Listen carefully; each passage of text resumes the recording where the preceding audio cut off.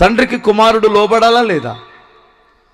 Right రానా అనగానే రావాలా వద్దా? అంతేగాని అక్కడ నుండి ఎట్లా అంటాడా? హల్లెలూయా, లోబడాలా లేదా?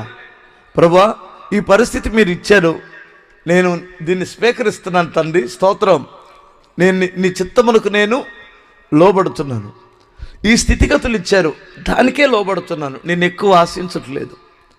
నాకు ఈ పరిస్థితులు అప్పగించారు, నేను లోబడుతున్నాను. నీకు తెలియకుండా నాకు ఈ పరిస్థితులు ఏది రాలేదు, నీ వాక్యానికి లోబడుతున్నాను.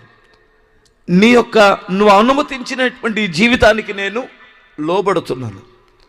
లోబడితే దేవుని కృప వస్తుందండి, లోబడితే అధికమైన కృప వస్తుందండి.